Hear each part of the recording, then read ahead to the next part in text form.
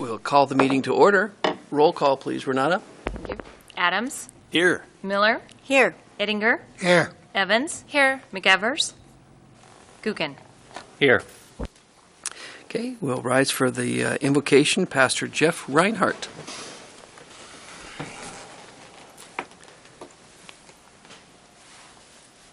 Good evening. Let us pray. God, call this council into your presence. We thank you for all we forget our gifts, not rights. Forgive us for all the grievances we remember too well. Save us from the self-pity and the self-seeking that are the true marks of poverty. Guide us into the hard ways of sacrifice that are just and loving. Make us wide-eyed for generosity and for our neighbor's need and goodness, wide-willed for peacemaking and for the confronting power with the call for compassion, and wide-hearted for service for the unserved who are the hardest to touch and need it the most. Dull the envy in us that criticizes and complains life into 1,000 ugly bits. Keep us honest and tender enough to heal, tough enough to be healed of our hypocrisies. Match our appetite for privilege with the stomach for commitment. Teach us the great cost of paying attention, that we may know we are always on holy ground. Breathe into us the restlessness and courage to make something new, something saving, and something true.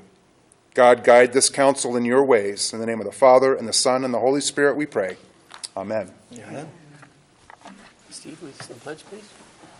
Pledge allegiance to the flag of the United States of America and to the republic for which it stands, one nation under God, indivisible, with liberty and justice for all.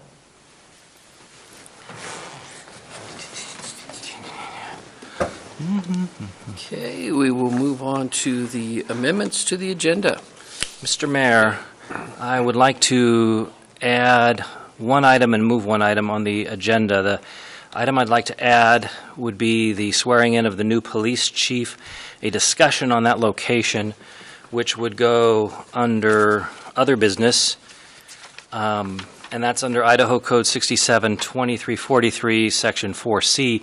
We just found out, or I found out yesterday, that the swearing in is going to be at the police station, and I would like to request that it be moved to the library community room. So I would like to add that item. I move to add a discussion item under other business on that. Okay. Renata, is that something that is a motion and a second and voted upon? Just to add it to the agenda, he may make that motion and seek a second. Okay. Second. Okay, we have a motion and a second on that. Is there any further discussion? Well, just that I want to bring it up as a discussion item. This is not, actually, we're not voting to move the meeting now. We're just voting to add this discussion item to see whether we want the swearing in to take place here as opposed to the police department. Okay, any other discussion? Let me ask this. Isn't this the swearing in of the police chief is going to be done at the police station? Isn't that where he's going to be located? Isn't that his office going to be the police station? Why would you have the swearing in here? And I think it's who decided that it was going to be at the police station? Was it the mayor or who was it? Pointing back. Thank you, Councilman Troy Tymason speaking. Yes, staff made the recommendation to have it at the police station. We have done it there for nearly every police chief that we've had since we've had that particular station.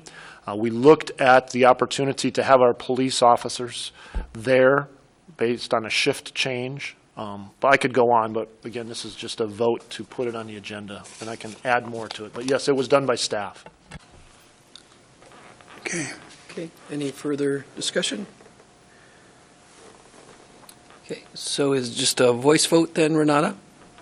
I think he was making a motion to discuss it under other business on the agenda. So that would be later in the meeting unless you guys want to move it forward now. Your choice. It's just under other business. Yeah, just do a voice vote on it. Okay, so the motion, the second was to move the discussion of the location of the police swearing-in ceremony to other business. All those in favor? Aye. Opposed? No. I guess that passed. Thank you. And then, Mr. Mayor, I'd also like to move our discussion tonight of the dog shooting incident out of executive session and put that under presentations. Okay, so we have a motion to put that under presentations. Second. Motion and a second. I guess I would like to ask Mike if that is something that is acceptable. Well, you guys can do whatever you want to do, but typically we would discuss litigation or threat of litigation or claims in executive session.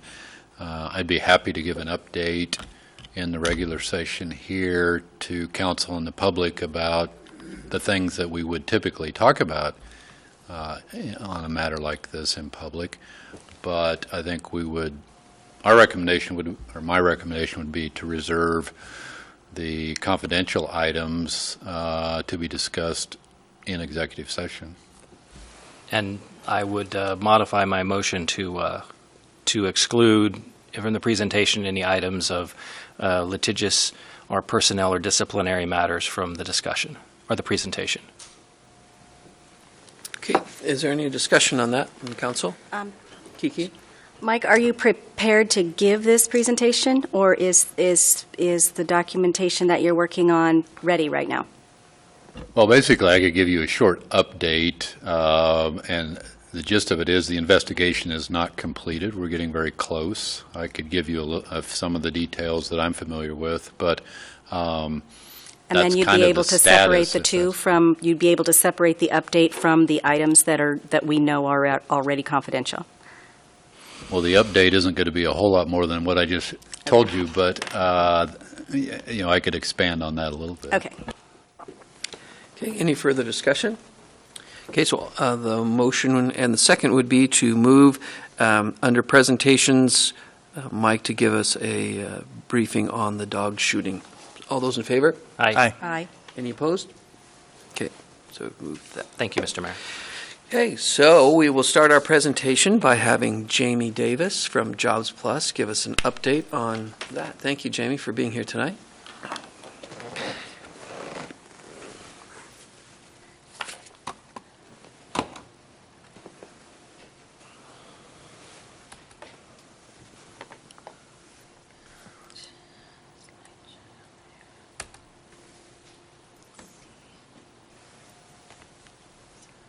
Oh, there we are, right there, that guy. There we are. Well, good evening. Thank you, Mayor and Council, for having me here tonight, and thank you for having an update from Jobs Plus. It's my pleasure to be here. Steve Griffiths is out of town traveling, so his apologies. I want to start by saying that we've had a long and fruitful relationship with the City of Coeur d'Alene. You came to the table as one of our first investors in 1987 at the inception of Jobs Plus. So we really hold that near and dear, and we appreciate you as a stakeholder and a partner, and you've been an important part of the success of Jobs Plus. So I do want to report back with the economic impact specific to the City of Coeur d'Alene. I know, as all of our stakeholders, return on investment is always important. So year to date, these numbers are 22 companies specific to the City of Coeur d'Alene with 1,276 employees and $106 million in capital investment. This number does not include businesses that have either closed their doors or relocated. I do want to also mention that just in the last couple of years, we've had I'm excuse me. sorry to interrupt. Yes. So you're saying these 22 are existing? Existing, Okay, yes. still here. Yeah, Okay, yeah. thanks, Jean. Anything that closes or moves on falls off of when we collect the data each year. And also, just to add on that, because that was a question I'd written down, but Yeah. Jamie, is this specific to Coeur d'Alene? So this is Coeur d'Alene and not Kootenai County? Absolutely, yeah. We pulled this data specifically for the City of Coeur d'Alene. Okay. Thank you. But what I do want to point out is that the last couple of years, we've had some great wins for the city of Coeur d'Alene. We've had 2 large businesses come in that combined employ over 300 people, and that was SQM and Alliance Data. So those were a couple of really great wins. They've been good partners in the community and seem to be making a great impact and growing. We talk to them often, and they are adding to their staff, and that's always encouraging.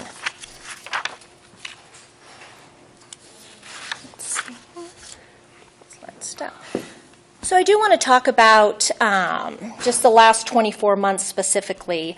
We have worked to increase visibility of Jobs Plus, including our online presence.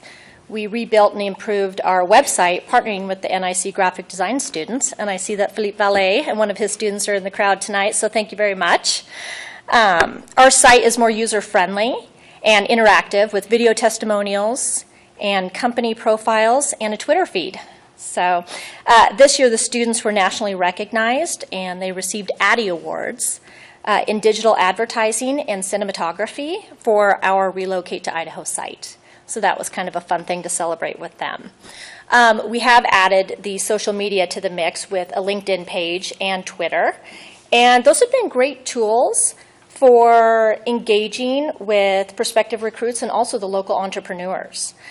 We have developed strong relationships with all 4 of the Chambers of Commerce, and we communicate regularly with them, and all of them are represented on our Kootenai Perspective Committee. We recognize that the chambers are an important partner, a key partner for our business retention strategy. And we also went through a rebranding and developed our new logo, which you can see on the PowerPoint at the bottom there. Pretty proud of that. That's been really nice to have kind of a new presence and branding in the community. And we've also increased our community visibility through presentations at various service groups and Chambers of Commerce meetings. Now, as much fun as it is to talk about what we've accomplished, I do believe it's important to talk about where we're headed. And in April, the staff and the board of directors had a strategic planning session that we had with a third-party facilitator to help identify some areas where there might be some opportunities for improvement. And we walked away with some great tasks and projects. And a couple of those were to freshen up our vision and mission development, to look at organizational development for Jobs Plus, come up with some additional measurables and standards, and to identify industry clusters for recruitment and startup opportunities. We were able to objectively look at where we can improve and grow as an organization. I think it was time well spent, and we want to thank Mayor Widmeyer for being a part of that. That was a great day, and we feel, again, like it was time well used. So, slide 4. So this is the really fun and exciting part. This is where we're headed. We are working currently on a 5-year strategy that will have a strong emphasis on key industries, including aerospace, medical, and information technology. We will be focusing on retaining key businesses in the community and assisting with local expansions and supporting startup efforts. We're working on increasing awareness through our website, social media, and starting in 2015, we will be developing an e-newsletter that will go out to our stakeholders semi-annually, which is information of where we're at with our goals throughout the 5-year process. We feel that it's really important and vital to include our stakeholders by increasing transparency and improving communication. Jobs Plus has been kind of the best kept secret in Kootenai County, and that's not what we want. Our services are confidential to our clients, and that's the quiet part. But what we really want is to get the message out to the services that we offer in terms of resources, support, and that's the part that we want to get out in the community. We want to be real vocal about that.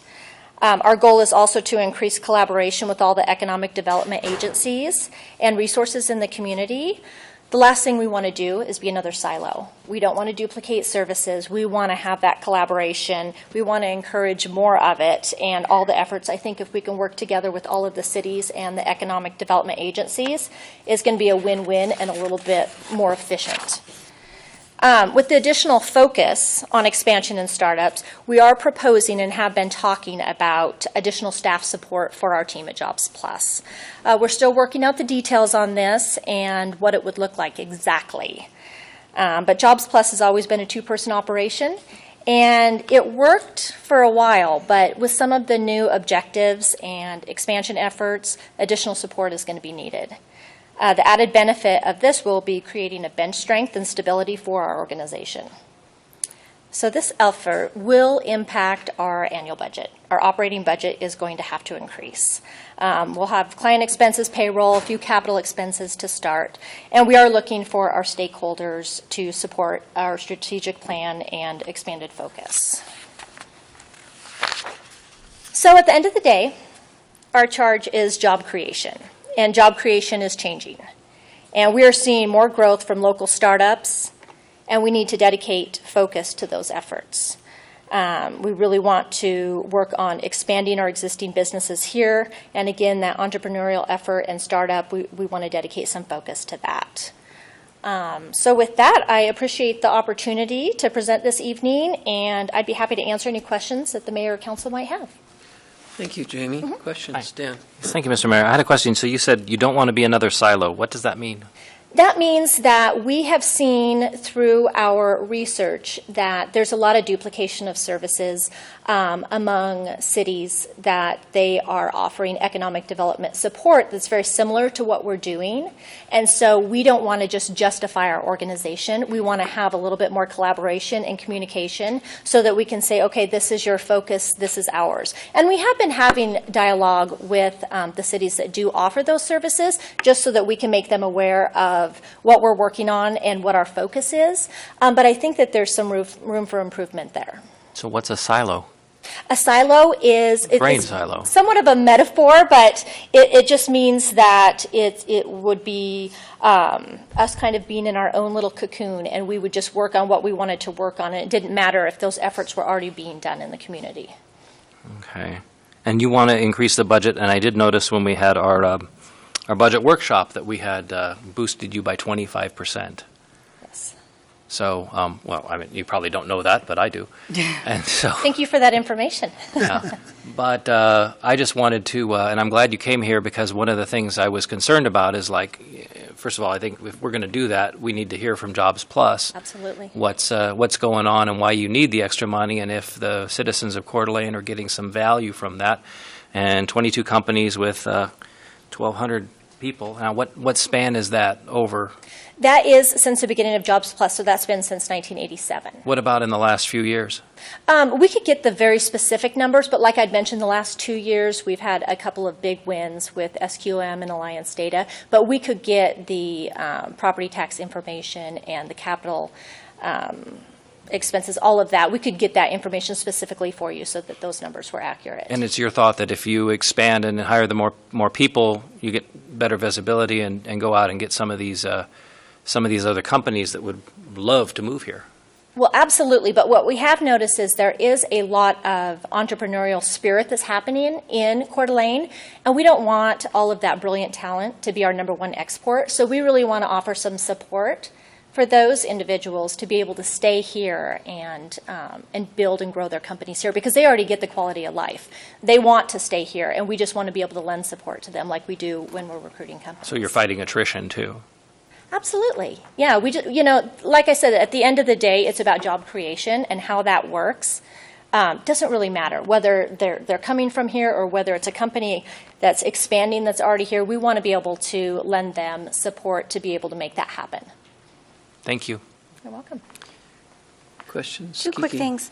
One is, do you track kind of what your percentage that you're paying attention to your retention effort for jobs that are here? We've started identifying that, and that's kind of where this whole thing started with our strategic planning session. Is we noticed over the last couple of years that we've really spent a lot of our time and energy in keeping companies here. And so we are trying to identify if there's trends, if there's a problem that we need to identify. So we've enlisted our Kootenai Perspectives Committee, and they're actually going out and meeting with our recruited businesses to make sure that there isn't some sort of a trend that we need to identify and bring to one of the cities or the county to be able to make sure that it is business friendly, like we always tote.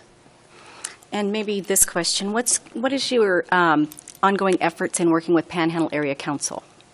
Well, they're a huge proponent and a great partner, and we're so happy that Jim Hammond has joined the forces there. He is just a wealth of knowledge, and we are thrilled to be able to partner with them.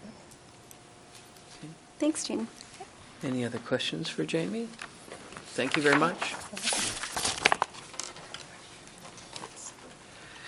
We will move on to 2014 Utility Box Beautification Project. Steve Anthony.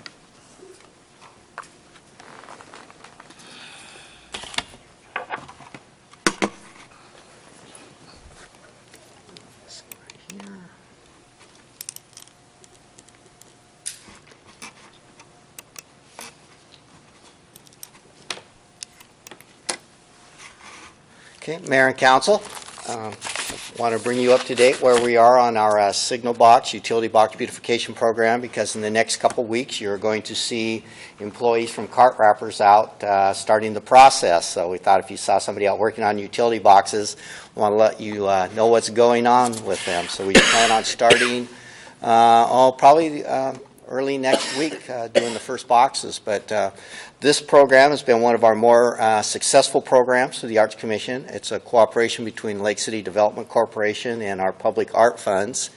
And just a little history of it. A few years back, we had looked at using some of the elementary schools' art classes to paint utility boxes. We discovered for safety reasons that it wasn't good to have a bunch of children out painting utility box, plus they had a shelf life of about 2 years. So what we've begun doing is doing vinyl wraps on the boxes, and this is just some of our examples. This one here were done by the school district kids in their art classes, and it's been a very popular program both within the school district, and it's given an opportunity for a lot of our local artists and photographers who had never had an opportunity to do projects in our public art program to actually apply and be selected. And this program is all local artists. Our call is local. It's Coeur d'Alene, Spokane, and North Idaho. And this year we've got some great projects. So this shows you the different locations. We've made a concerted effort to not put everything in the downtown area and move out into the community. So you can see we're pretty spread out this year on all the boxes. We've hit just about every section of Coeur d'Alene, so we're doing 14 different locations and 25 boxes. This one shows we've used the school district art students, so we approached the Charter Academy. This is the utility box right across from their school. And this is one of the first ones we'll be doing, and this was done by their art students at that school. And it was this was a pretty good one. I had a mother, after about 3 weeks after we approached Charter Academy, wanted to know why we never included Charter Academy. So we were able to tell her their art teachers are in the midst of doing it, and that should be up. This one here will go on 3rd and Harrison, and this is photography by Linda Lancy. And I think also our webpage used some of this photography on it, and done a nice job on that. So this is the new box that is at 3rd and Harrison. This is the 4th and 1. And if you see the box there, they're not too attractive the way they are, and you saw from the examples before. So it not only this cuts down. I talked to Tim Martin. It cuts down on maintenance. We've had the box that's up in front of Zips. I think when we went to wrap that, it had over 8 different paint jobs on it. And since we have wrapped it, we have had no vandalism at all. So this is by Tom Hansen, a local artist. Steve, these have already been chosen then? Yes, these have already been chosen. This is Julie Clark. This will be at Hanley and Ramsey. Very nice. This one here is Lynn Hanley, Appleway and Ramsey. Small box. So it's a lot of different art, a lot of variety this year. Debbie McCauley. This will be at Appleway and Ramsey on the bigger box. Oops. Wait, this is Joe McGee. This is photography. This is at 15th and Best. Jason Sanchez. This is on Government Way in Hanley. That's fun. Mary D. Dodge. This will be at 3rd and Sherman then. It'll complement this box here. And then this is from Mudgee Millie, Charles Reasoner. These were original artworks from the Mudgee Millie book, so these will go down on 5th and Sherman on the 2 new signal boxes there. And this again is Debbie McCauley. This was the one that was in the accident on 5th and Sherman. and we did get insurance money for that, so we were moving this one to a new location down on 5th and Sherman and 2nd and Sherman. And one thing I want to point out, and in talking to Tim, that some of the businesses have painted their boxes green, and that is not good because it creates a lot extra heat in the box. These were all stainless steel, and they weren't meant to be painted. Can they do that? Huh? Can they do that? Well, I don't think they're supposed to, but we've noticed some of them have been painted, and they'd actually, a couple we saw where they chipped off, and so we are vinyl wrapping those then. And then this one here will go on Celtice and Grand Mill. I might mention also from this program so far, in the last 2 years, I've received calls from Federal Way, Redmond, Washington, Houston, Texas, Brooklyn, New York, Huntington Beach, California, Crescent City, California, Minot, North Dakota, the Washington Department of Transportation, just inquiring about the program and our process of taking original art, digitizing it, getting the vinyl wrap, and then actually doing the box. And then this one is an interesting one. We'd gotten a call from John Swallow, who has remodeled the railroad depot, and we were originally going to put a painting on there, and John approached us. He had some photographs he had found from the museum, and he is willing to donate towards that box. And this is actually a picture of World War I with the gentleman from North Idaho preparing to go to war, leaving from that train station. And so we'll put this picture on with that angle on that box there at 3rd and Lakeside with the historical photograph. And so this photograph will look somewhat like one of these on our back wall once it goes on the box there. So we are trying to work with some of the business owners too for some historical photographs that match their buildings that they've invested in downtown. And then so this shows our locations. So far, since we started this project, we've done 30 locations and 54 boxes.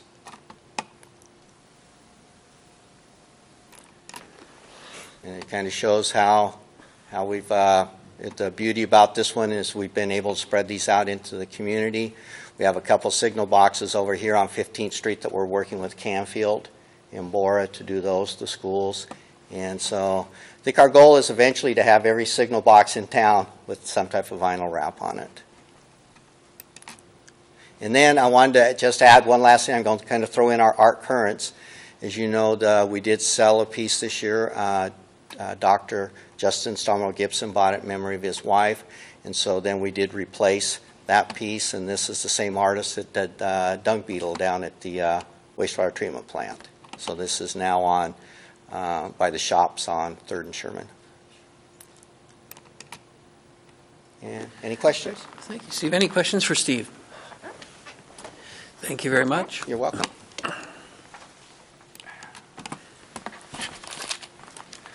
So, Mike, I guess if you wanted to, we added that number 3 to our presentations. If you want to give us an update.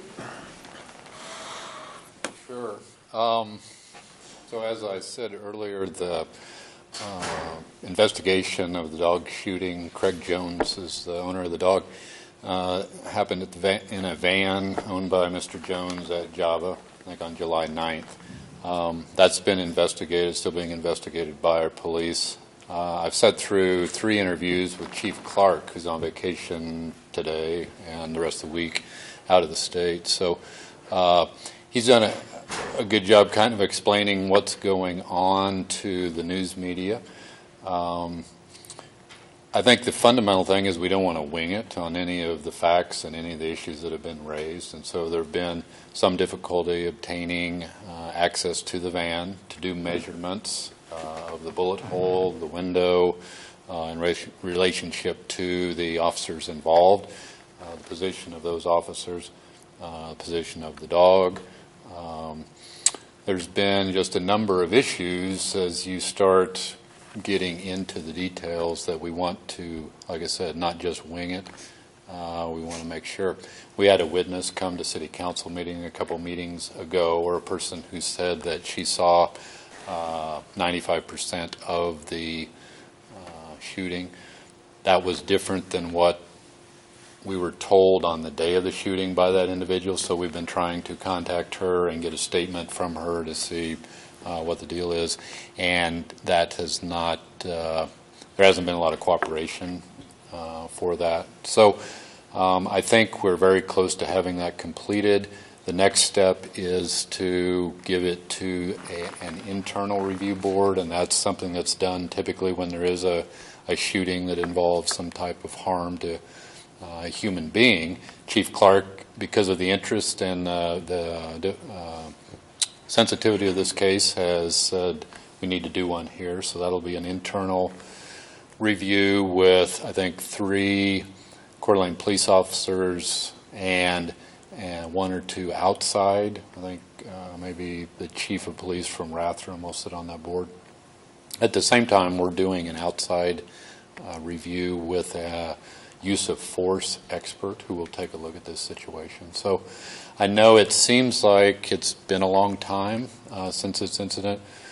Chief Clark pointed out there's been 2 homicide investigations that have been kind of not put aside, but that were already happening when this incident happened, and this has kind of been moved up in priority.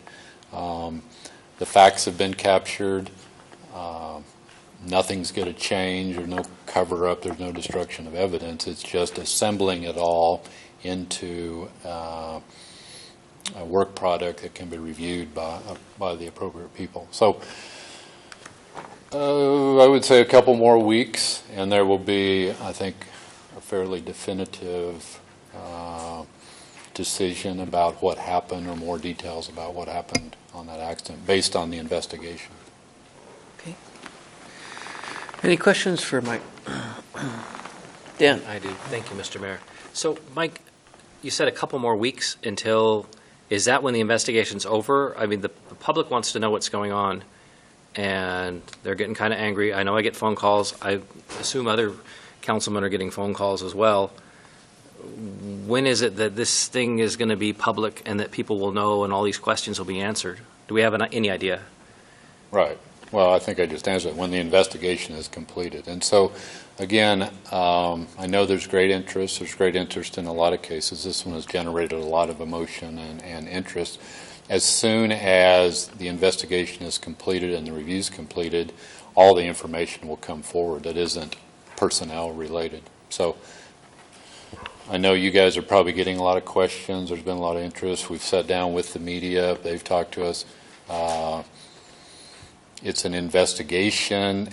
I think many of us watch crime shows on TV, and in 60 minutes they've pretty much solved several crimes, or not crimes, but incidents.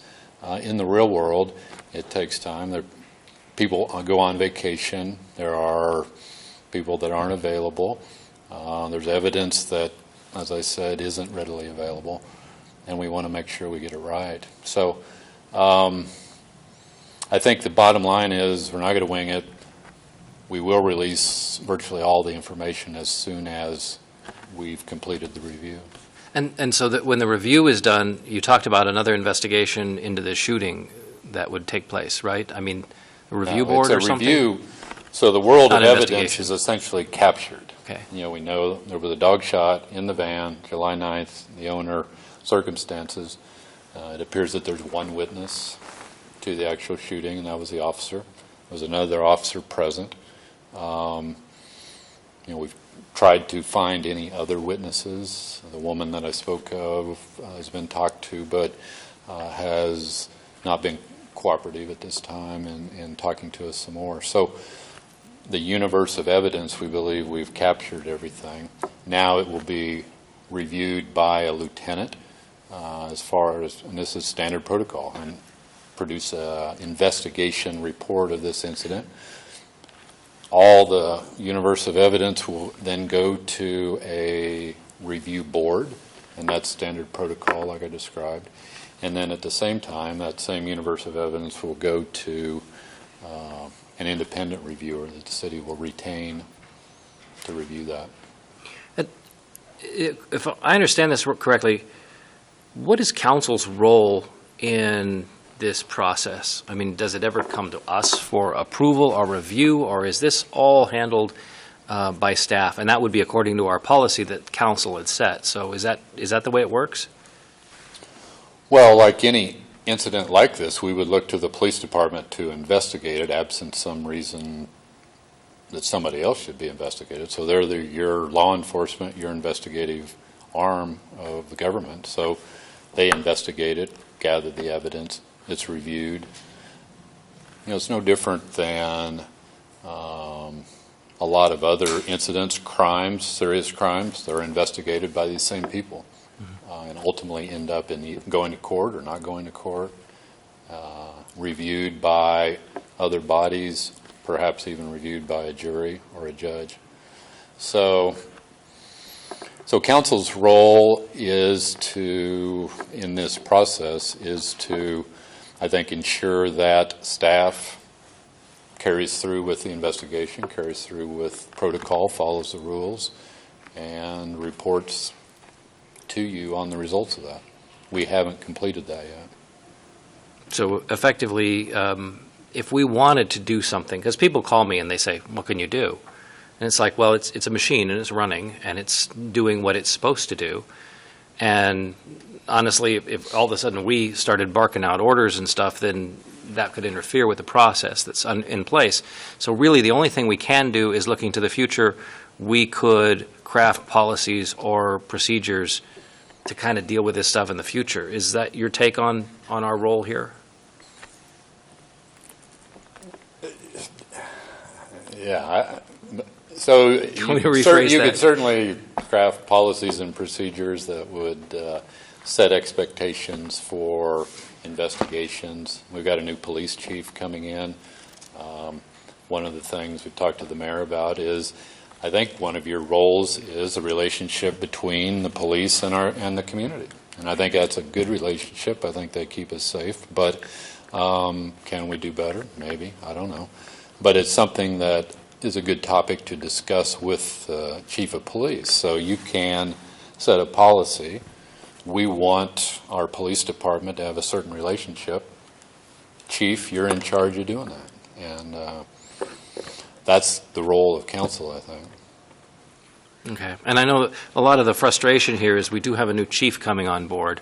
And, it's kind of like people are, why can't you do things? Well, we got a new chief. He has all this experience, and we picked him in this process that showed that we think he's the best guy for the job. And therefore, when he gets there, hopefully something happens. But people are just impatient, I guess, and this thing's been going on. So, right. I don't know. And I don't know about everyone else. I assume you're getting the questions and the heat and other things regarding this incident. Why haven't you done anything? I got that call 2 days ago, and it's like, well, I can do what I can do. But right. And so I guess I would just ask for some additional patience and understanding that I think the police respond to, I forget the number, I want to say 30,000 calls a year or some large number. I'm looking back at Captain Childers. But my observation of Interim Chief Clark has been great. I think he's done an excellent job. We've sat down with all three news medias, or the media, given them an interview, let them know what's going on. So it just takes time. And that's about all I can say right now. But the bottom line is we will release documents. We will come forward with all the evidence once we're finished. Kiki, do you have? Well, hopefully it's a quick one. I want to be clear on what I think I heard you say, that the normal policy for procedures that's happening right now is what would normally be followed for a homicide? The basic steps of the investigation? Well, for a human-involved shooting. I mean, Involved shooting. Law enforcement will get out to, there'll be a deer with a broken leg or something, and they'll dispatch that animal. Typically an animal that's dealt with animal control. You don't convene an investigation into that. That's what I'm trying to separate, just so that I'm sure that I'm repeating this correctly, is that because of the nature and the interest and the sensitivity of this case, you're saying that the investigation procedures are probably more than what would happen with another animal? Sure. And so when Dan's talking about what can we do about recrafting policy, we're not speaking about the need to recraft policy for normal investigation procedures, but possibly something to do with animals. Mhm. Is that where you're at? Yeah, well, there's a lot of questions that I have specific to this incident. You know, for example, what's the policy on using guns? You know, There's a use of force policy that is being applied in this investigation. do we know what that policy is right now? I mean, we you know probably it, or can't do I recite it know? off the top of your head, but there's some kind of use of force policy, and I think as the policy body here, that would be something that we would look at, is let's look at the use of force policy and see, you know, Certainly. well, first of all, I mean, the investigation is going to tell us whether that was followed and stuff, but we're going to look at that and say, is this something that we are, you know, that's good? Can we make it better? And again, going back to the new chief, and I know he's coming, and we're all excited about that, but, you know, what's his input on that? I mean, I don't want to jump the gun and say, hey, let's look at this, and he can come here with his experience and say, yeah, let me, you know, it's great, or here's some suggestions. So that's kind of my frustration at this point, too, and I'm sure the whole police department is pretty anxious right now regarding that, because there's going to be a change. And this happened, you know, right at that time when we were going to those meetings and interviewing candidates. But still, the pressure's on from the outside, and so I'm just trying to look, what can we do? Could we look at that? Can we look at some of these things, and especially in light with what's happening nationwide with police, militarization of police and stuff, is there something that we can do as the citizens' representatives to make sure that we're doing the best job we can? I guess that might be a rhetorical question, but yeah, I communicate with your police department. You're the ones that run this community, so you set the standards. But there is a policy manual adopted by the police. There is a use of force section that pertains to this incident. So all those are being included in the investigation and evaluation. Ron? Yeah, Mike, now you said there's going to be, after all the information is gathered, there's going to be a review board of 3 police officers, and then somebody from the outside. Right, so there'll be what we would call an internal use of force or shooting review board.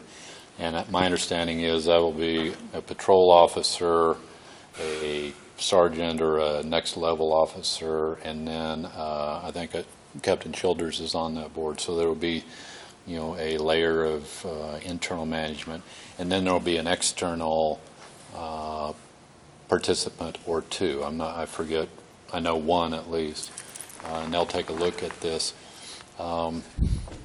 Just stepping back and reminding people that these are sworn police officers. They take an oath to enforce the law. They investigate crimes every day.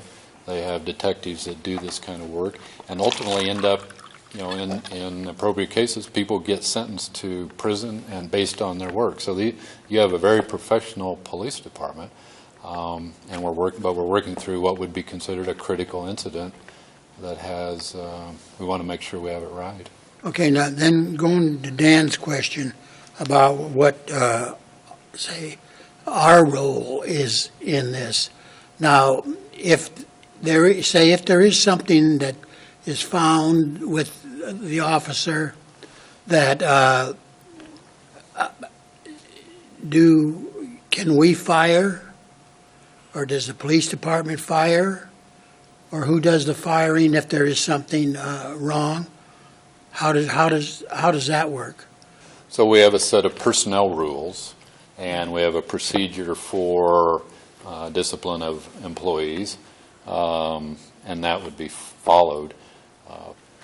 City Council and the mayor are the final, under our personnel rules, the final appeal board. So any set of rules, one of the main goals is to have fairness and justice in it. And so we've set up, or previous councils have set up a personnel rule that if there's an incident with an employee, proposed discipline, the employee can appeal to the personnel officer, who's the city administrator, can appeal from that to a personnel appeal board, and then ultimately could appeal to city council if the employee feels like the discipline assessed was not appropriate. So that's your role, really, is to sit and wait, because we get off into the personnel issue. If there is any kind of personnel action, ultimately you guys could be the decision makers on the appropriateness of that, but not at the first level. Does that make sense? Yeah, that's, like Dan mentioned, people calling, asking, and like you mentioned, sit and wait. That's, basically that's what the 7 of us have been doing, is sitting and waiting Sure. to get an answer so that we can tell our constituents. Sure. And so, seems like a long time. I just asked for a little more patience, and they're working through it to get it right. And, Mr. Jones has a lawyer. There's another lawyer involved, or actually a couple lawyers. So there's issues that we want to make sure it's right, and I think we owe it to the community to make sure it's right. We're transparent and get all the information out. So. Patience, Ron, patience. Any further questions? Thank you, Mike. Thank you. We will move on to the public comment section. This is a chance for anyone that would like to speak on matters that relate to city government business. Would have up to 3 minutes if they would like to come up and address the council.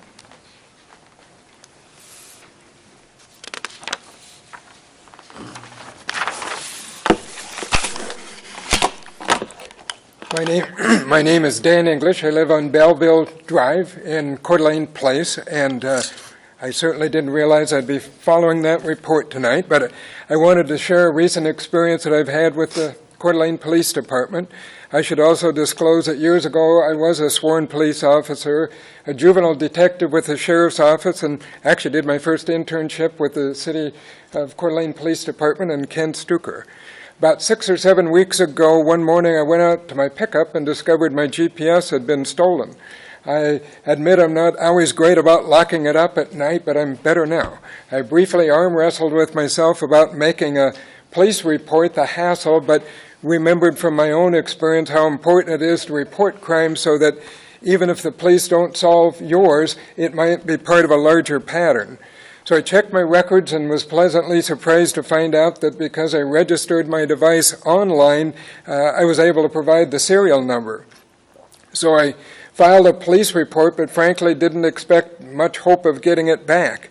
Then just a few weeks later, I got this nice postcard in the mail from the Coeur d'Alene Police Department letting me know that they had recovered my GPS, and I could come down at certain times and days and recover it. So I did. There was a very friendly, helpful lady there who gave me the information and looked up some of the background information. As I understand it, when the police receive a stolen property case, especially if you have serial numbers, they run a search against all the items that have been turned into local pawn shops. And in this case, they got a hit fairly quickly. I've also had a follow-up call from the detective handling the case, and I'm happy to report that with all of the evidence involved, including a photo ID of the guy who pawned it, guy or gal, I didn't ask, that the gears of justice are turning, and it's now in the hands of the prosecutors.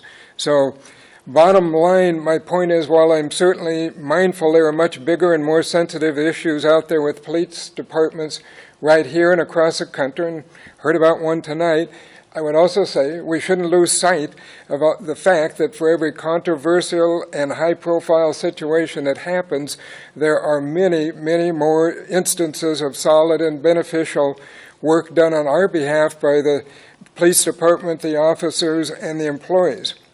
I know how often you hear the complaints about things, but I thought I would come down tonight and share about something that went right. My final message to other citizens would be to encourage them to report crimes and thefts when they happen. You'll be doing yourself a favor, and you might also be helping the community at large. And I see it a bit like playing the lottery, that your odds of winning might be pretty long. On the other hand, if you don't buy a ticket at all, you have no chance of winning. So, and I got $5, or the guy got $5 for my GPS. So they say crime doesn't pay. I don't know if that's true, but he got less than minimum wage in this case. So, see, my time's up. Thank you. Thank you, Dan. Anyone else wishing to give public comment at this time? Okay. We'll move on to the consent calendar. Well, Mr. Mayor, I would move for passage of the consent calendar which includes approval of the minutes, bills as submitted, setting appointments for our meetings, and other regular items, including the setting of public hearings for A 1414, proposed annexation of the county AS to City R3, R8 for property located on Pennsylvania Avenue, Fernand Hills Road, Lilac Lane at I-90. ZC 1-14, proposed zone changes from County AS to City R3, R8, and R17 zoning districts for property located between Pennsylvania Avenue, Fernand Hill Road, Lilac Lane, and I-90. ZC 214, proposed zone change from R17 to NC Neighborhood Commercial located at 602 East Garden. Those are recommended by the Planning Director. And also Resolution 14032, which includes approval of an agreement for maintenance warranty of subdivision work for Belle Rive 4th Edition with Riverstone Waterfront LLC, approval of an agreement to perform subdivision work and final plat approval for Belle Rive 5th Edition with Riverstone Waterfront LLC, approval of a memorandum of agreement with Kootenai County for maintenance and use of Spillman Public Record System for police and fire departments, approval of the declaration of surplus of 5 police department vehicles. Okay, so we have a motion. Do we have a second? Second. I have a motion and a second. Any further discussion? No discussion seen. Roll call, please, Renata. Eddinger, Yes. Evans, Yes. Adams, Yes. Buchan, Yes. Miller. Yes. Motion carried. Move on to announcements. Is there anyone in the City Council that has any announcements? Amy? I have an announcement from the Arts Commission. We're happy to announce that 2 pieces will be installed in September. The American Worker will be installed between 5th and 6th Street on Front, and the Early Explorers will be installed just south of the splash pad on the confluence of the Centennial Trail and Tubbs Hill Trail. Great. Thank you. Kiki? I have 2 things. One thing is this is just to save the date for the harp guitar gathering, and that's October the 4th at 7:30 at NIC Shula Performing Arts Center. But the important and interesting thing I think about that is that a group called the Tone Devil Guitars, they're makers out of Sandpoint, have taken part of the Veterans Freedom Tree that used to be out here and created a wonderful instrument out of it, and they'll be doing an unveiling of it there. And the other announcement I had, I just wanted to share that I have been to 2 different meetings regarding the reconciliation and the closure of the details on the McEwen Park contract, and that at the last meeting, the staff was charged with putting together a report with dates of the final reconciliation of those items, and would be giving us a presentation on that shortly. Dan? Thank you, Mr. Mayor. I just wanted to thank Dan English for coming up and saying that good story about our police department. I know I'm really excited about the new chief coming, and there are just a lot of fine officers who work in our police department, and sometimes something happens like Arfie, and everyone thinks that, there's a cover-up, there's whatever's going on. But I've done a lot of ride-alongs with the officers, and I've gone to the police department and sat down and discussed things with them, and I got to say, there's a lot of fine officers. There's a lot of good people who work there. So sometimes the sentiment gets going, and we think about the negatives. And we should, because obviously if we're going to fix a problem, we need to identify that a problem exists, and that's part of the process. But I've met just a lot of outstanding guys, and so it's always good to hear a good story like that. Thank you, Dan. Okay. Anyone else? Okay. We will move on to the administrator's report. Troy? Good evening, Mayor and Council. Thunderstorm rolling through. What a year this has been for storms. MSN Money just put out some statistics ranking the states. Idaho came in number 17. Be interesting to see what other people would think before seeing that number. In this analysis, they looked at the unemployment rate, which has improved markedly in our state, non-farm payroll jobs, gross domestic product, average wages, working age population, value of international exports, home prices, and auto sales. Number 1 state, according to this work, would be Colorado. Number 2 would be California, and number 3 would be Texas. In an effort to continue to improve already on McEwen, with the assistance from the Kootenai County Dog Park Association, the City Parks Department has installed agility equipment in the new dog park at the southeastern end of McEwen. The association helped fund this equipment. It includes 5 pieces: agility equipment, including weave sticks, and a tunnel. If you have a dog and want to go work your dog out, go check out the new improvements. We have an upcoming open house at our fire department on 15th Street. We call it station number 3. It will occur Saturday, September 13th. It's a great experience, phenomenal for young people. There'll be a free hot dog lunch. The theme this year is Working Smoke Alarms Save Lives. Joining the firefighters at the open house will be our wonderful police department, the Coeur d'Alene Fire Department Pipe and Drum Group, and Sparky the fire dog. Attractions there will include the Life Flight medical helicopter, Idaho disaster dogs, a fire extinguisher demonstration, and a combat challenge for the young people. There will also be car seat and bike helmet inspections, blood pressure checks, and much more. The departments do an excellent job, and as always, the City of Coeur d'Alene's Fire Department is celebrating 125 years of service to our community. Ongoing planning, Riverside Corridor Master Planning. This has officially begun. Council has taken action on this. The consulting group, Welch Comer Engineers, is working to involve recreational opportunities, commercial opportunities, and private development uses. This will be an ongoing project, and Councilman Evans went on that tour Monday morning. So again, this will be going forward. We anticipate it to be completed February of 2015. More information will be coming forward to ask community citizens and groups to give us their input. Troy, will they be doing periodic updates for council? Yes, they will. Good. Yep. Thank you. Thank you. Again, the summer is winding down. Coeur d'Alene Library Summer Reading Program finishes up in this great month of August. It continues, Fizz Boom Read. So if you have any questions or want to come down, please jump on the website for the library or call us at 769-2315. We had a little piece of real estate in McEwen that was causing us some challenges. A team from the city and outside engineering folks went to work, and the low spot at the southwest end of McEwen near the Harbor House has been corrected. Mother Nature provided a real test opportunity to prove that it was going to percolate. So the sod is down. The sod was rained on the first 24 hours after it went down, and that area is draining like it was supposed to. We also sodded near the Wild Onion art feature along the 3rd Street corner at front, and that was primarily sodded because it was a very steep embankment and the seed would have washed away, especially with some of the large rainstorms we've had.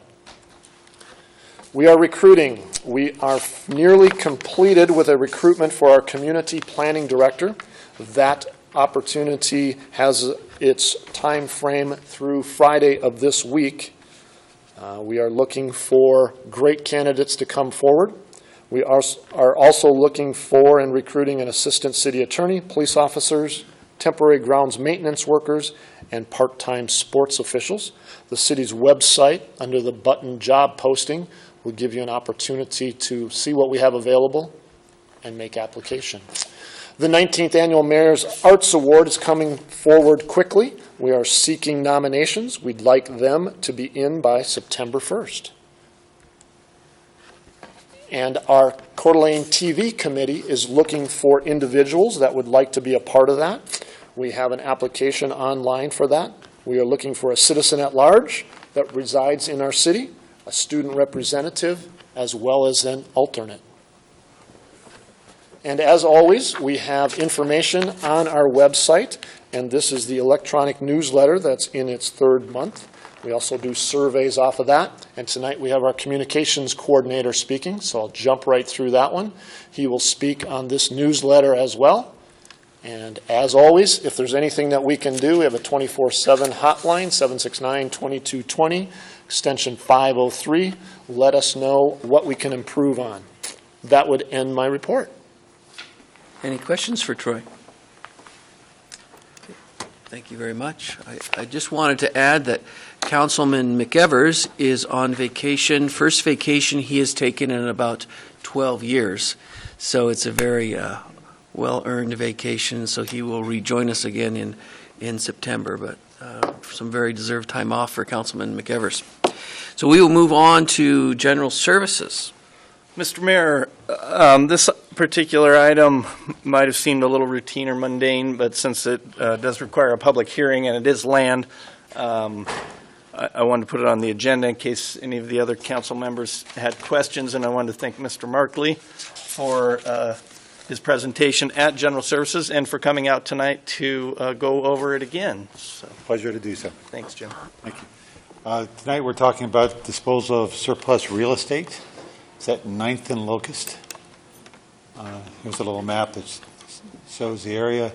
Right here is Appleway Best, 15th Street on the east, Harrison on the south, Government Way there. And this is, of course, I-90, and there is the property.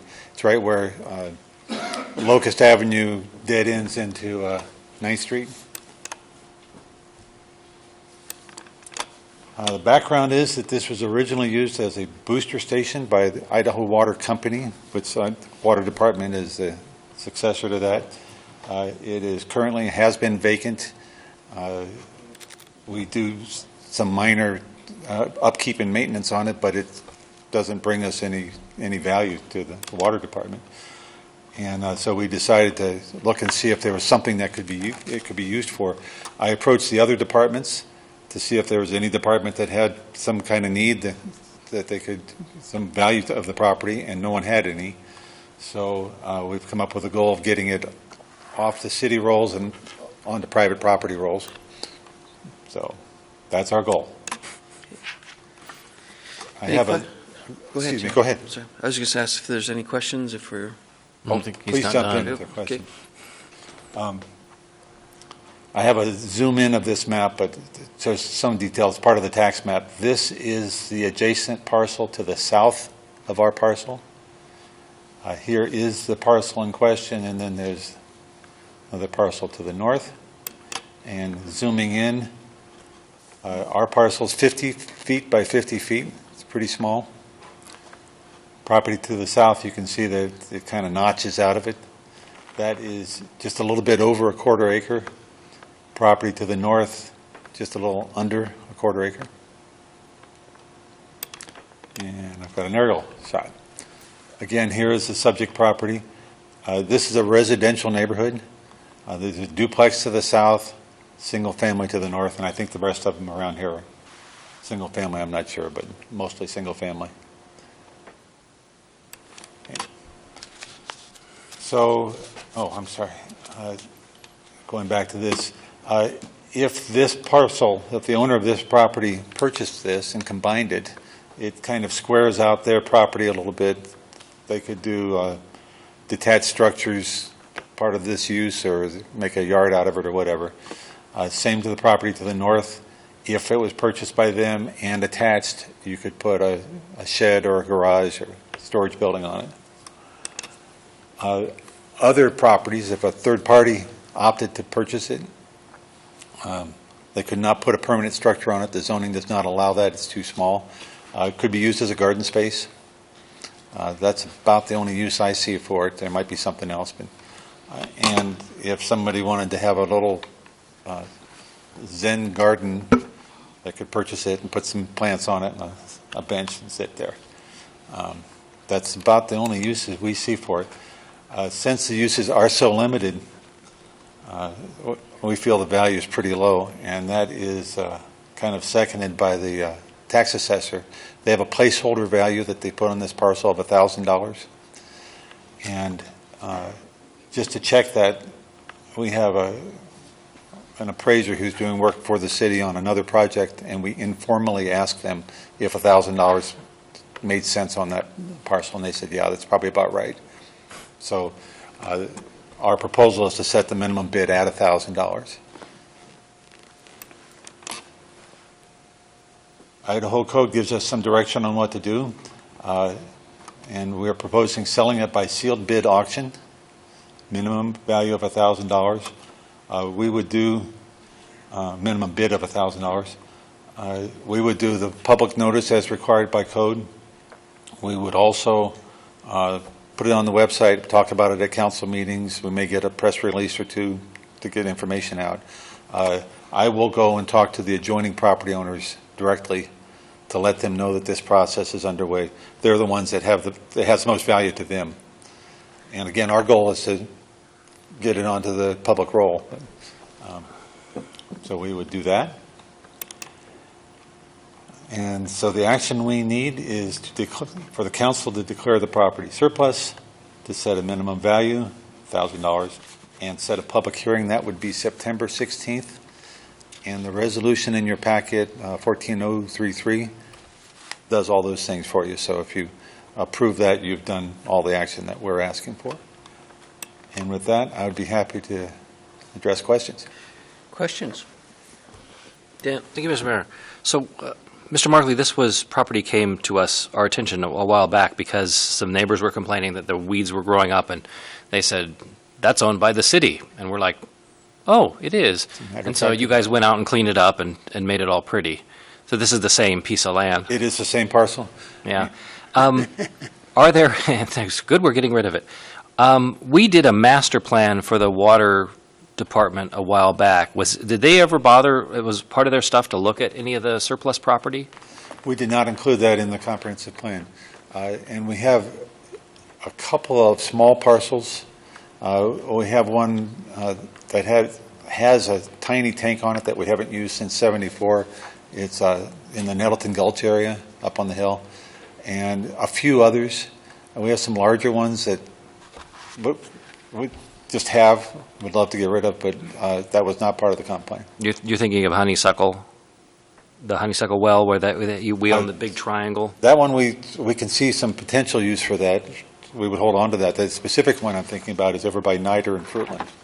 It's a very odd-shaped lot, right on the curve between Fruitland and Howard on the north side, that little piece there.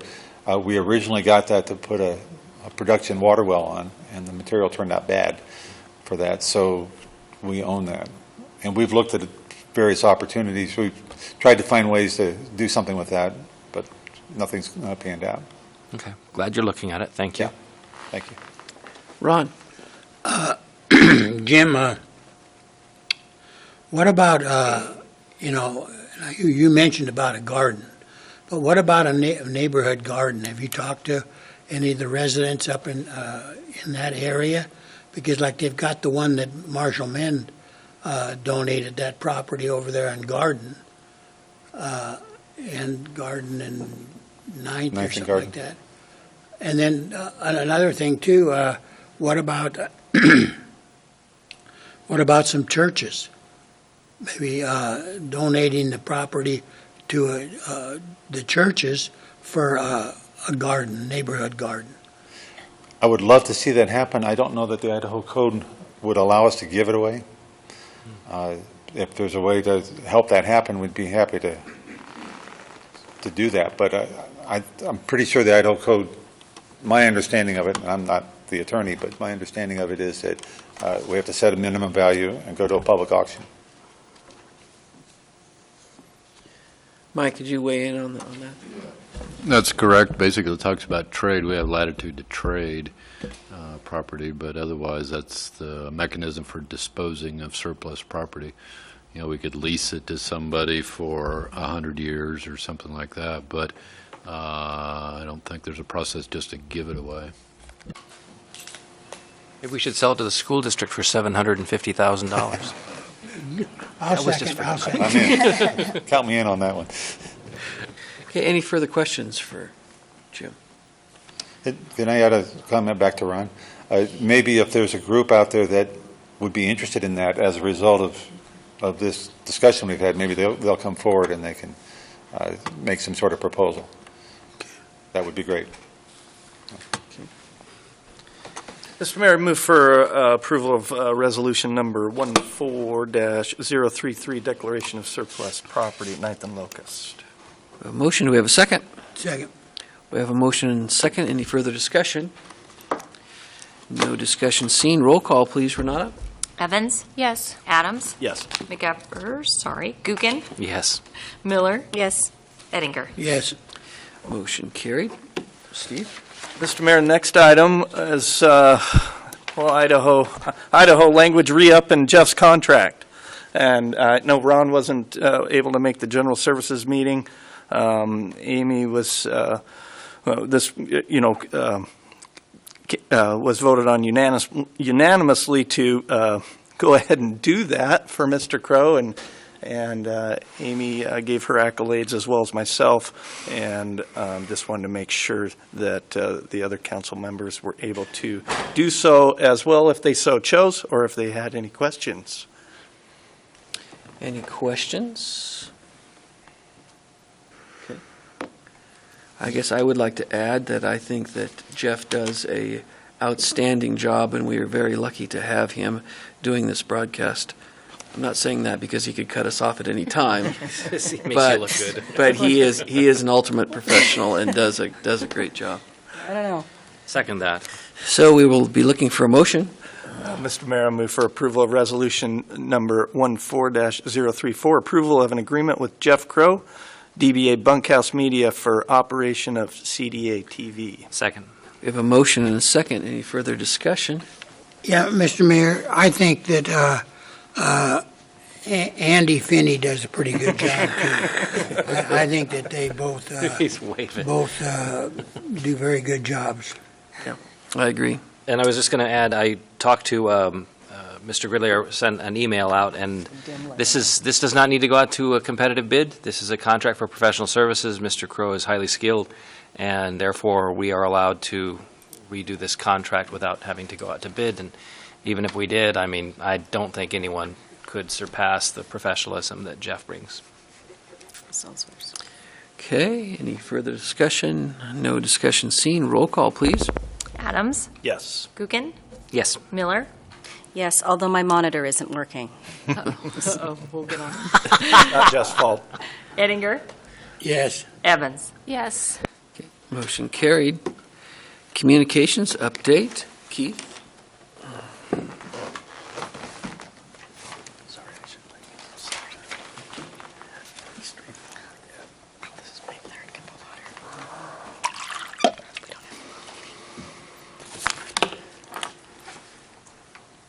Thank you, Mayor, Council.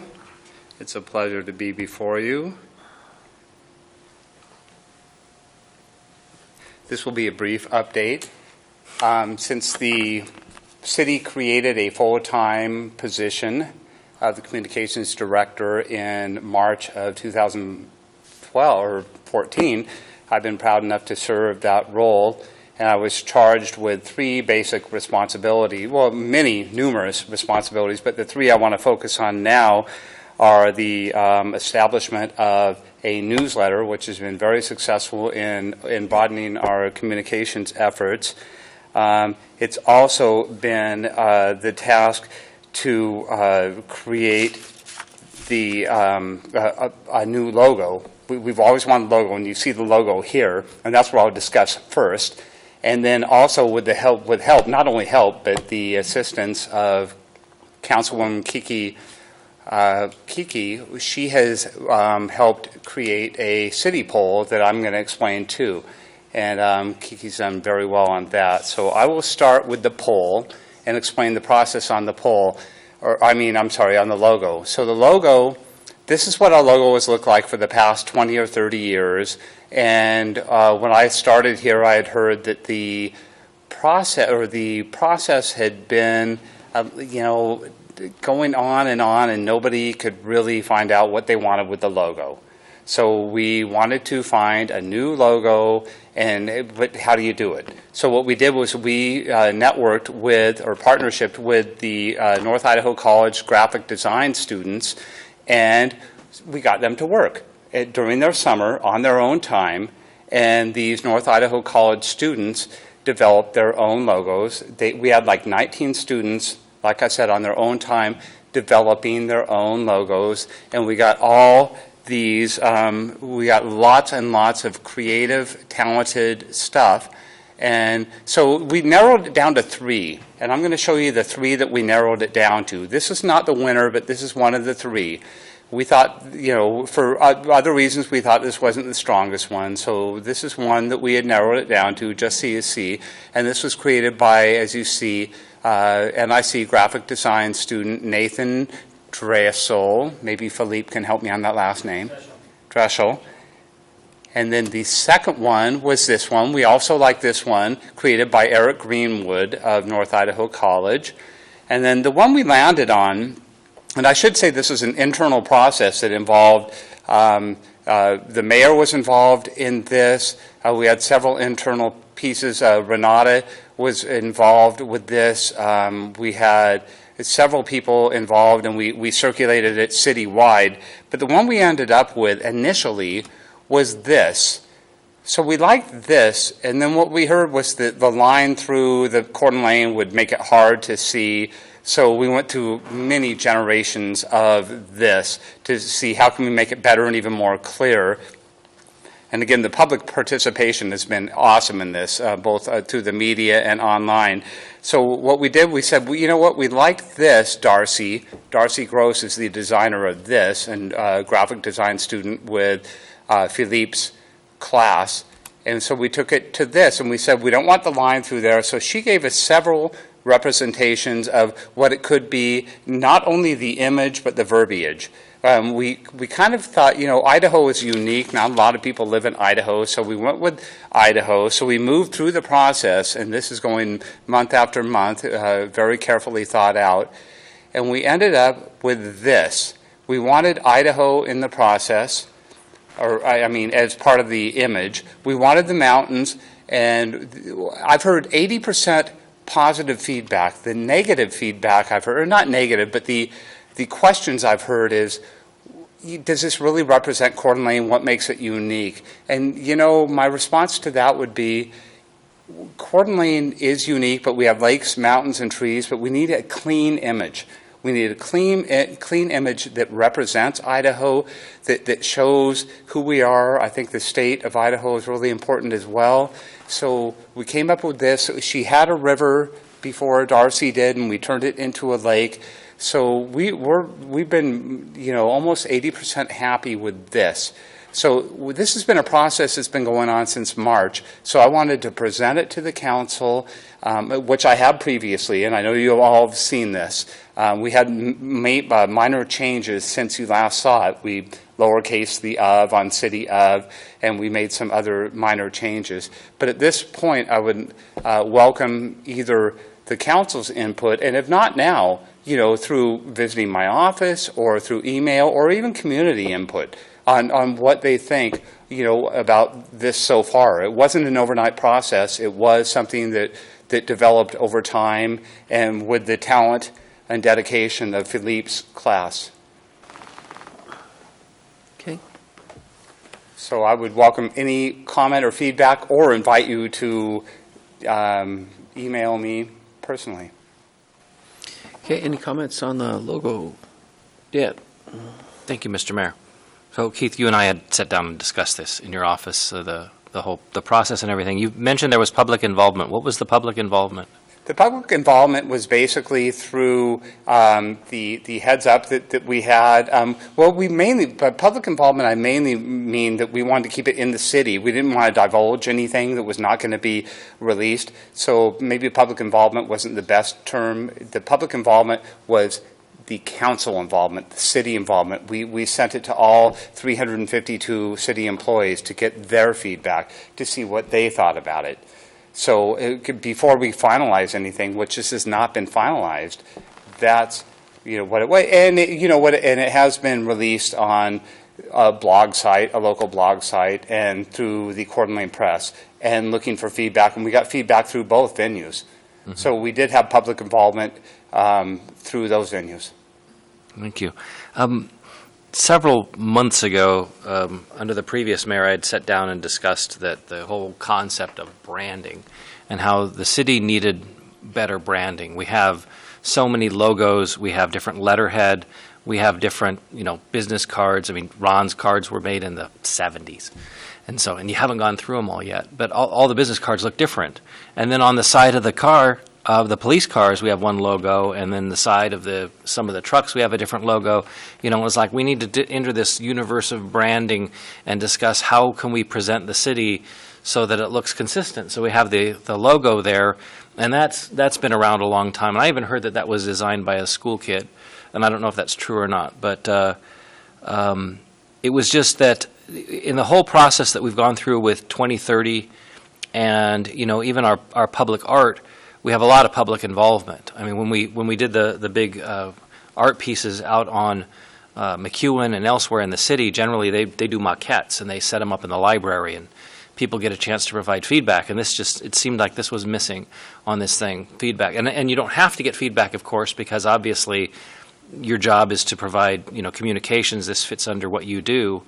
And so that was what we discussed was, how could we have made this more public, taken advantage of that, gotten more public input like we did with 2030 and other things, and just see what people think. Because I've read some of the feedback, like you said, on the blogs, and, it's mixed. You're never going to really please everyone. But my concern is really for the larger picture of branding. We'll get a new logo, but how does this fit into our brand? How does it fit into the letterheads and the business cards and other things that the city does, like the website? I mean, can you comment on that? Yeah, well, a couple of things. First of all, I think that it's important that we unify our messaging because you're right, the wastewater department has one logo, the police department has another one. I mean, we've got several different logos. I think what we're really trying to do is brand, and that's a perfect word that you mentioned, is we're trying to brand ourselves and see how we can, see people see something like Kootenai Health has a new logo, and you see it, and hopefully pretty soon you'll know it. I mean, I know it's new, but you see the Golden Arches, and you see that. We're trying to brand ourselves, and to be too complicated, people want to brand us too much. I mean, to make it too specific to Coeur d'Alene. So what we're trying to do is brand ourselves. As far as the public process, I'm not sure of your question there. I mean, we've involved the community, and we will continue to all along the way. And we have not adopted this yet. Mm-hmm. We are still, we're sharing it. We're saying, what do you think? And you're right, exactly. When you say nobody's going to agree on everything, but when you see mountains and lake and in a forest, I think that shows Coeur d'Alene. Amy. Well, I've shared my comments at General Services, and again, I am such a fan of our old logo that it's hard for me to see it go. So I personally really, really like our existing logo. So I have a couple questions. We received some feedback from some local designers that are experts in this area. Have they been contacted, and has communication happened between them? They had some great feedback for us. Which is a good question. We thought early on in the process that at first we were going to go full out and just open it up to anyone that they wanted to, and then we thought, we need talent.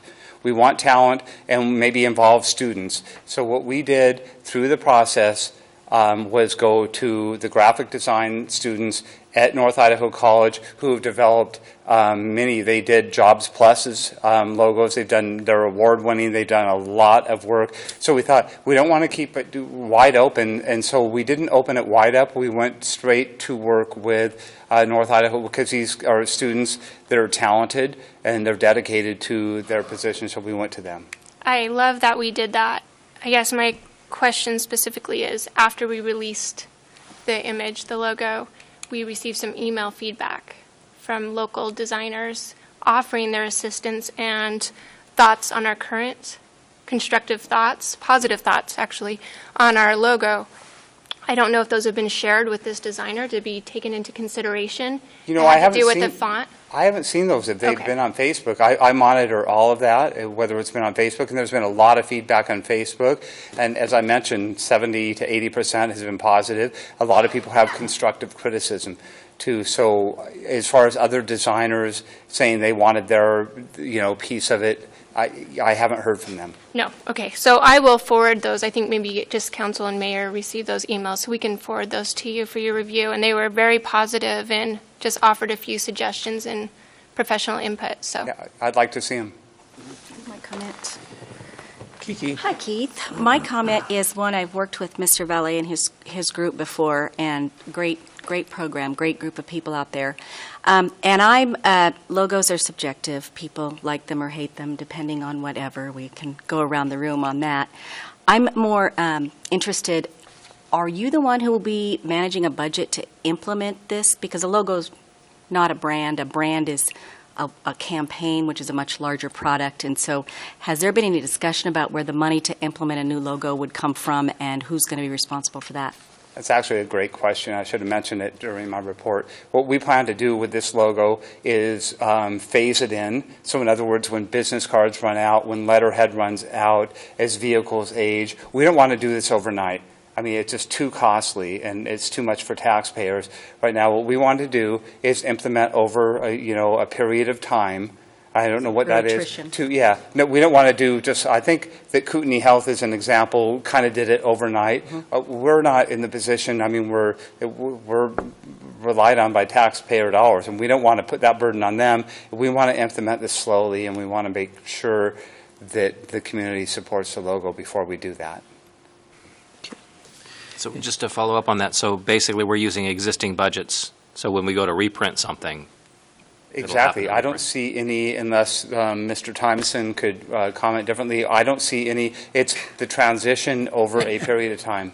Troy has no comment. So I see it over, what I want now from the council is, you're always going to get people that don't like it. You're never going to get 100%. We being the group has been looking at this and sharing it and trying to be as open as possible and as visible as possible, sharing this. I think this represents Idaho in a clean, crisp, new way. And, if there's any suggestions to make it better, I'd be wide open to that, and that doesn't mean right now. You could email me, you could drop by my office. I know Mr. Gookin has been kind enough to make some visits to my office, as has Mr. Adams, and, well, all of you, actually. So I would welcome that. I just wanted to divulge this to the public to see and let you know that it has been an open process.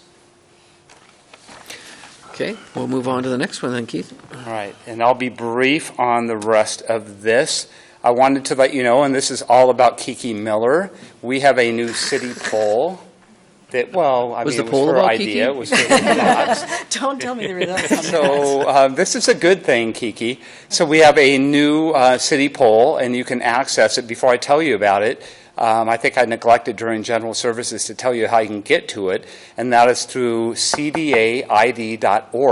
There's a button that you can get to this on the bottom left, and we're asking questions, yes or no questions. It's a poll, not a survey, to find out what you think about various issues. It's going to be an ongoing process. We'll see how much response we have.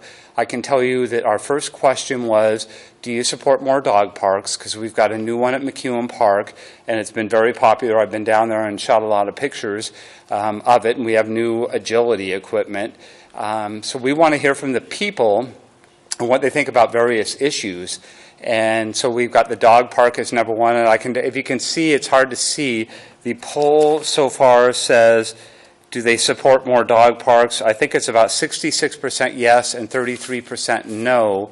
And so we're going to take that, and it's like, wow, if most people say yes, are we going to all of a sudden build new dog parks? No. But it will be included in the strategic planning to say, hey, you know what? People want more dog parks. And so we might talk about trails. We might talk about parking. We might talk about any issue. So again, I request at the council and the public to say, hey, I want to know about this question, a yes or no question, on something that would help the council and the city decide strategically as they plan ahead and budget what we need and what we could do. So this has been a success so far. I can tell you we started this August 1st. And we've so far had 201 people respond. And per Kiki, we include the heads up on the utility bills. So we get this on it, which is unique. So we get utility bills. So people get this on the utility bills. It's just the URL, meaning that they can type that in, but they can also just go to cdaid.org and see the same thing and respond to a poll question. And I would love to hear from Amy or Dan or Ron or any of you on, I want to know what the public thinks about this particular issue. And, maybe you can work it into strategic planning.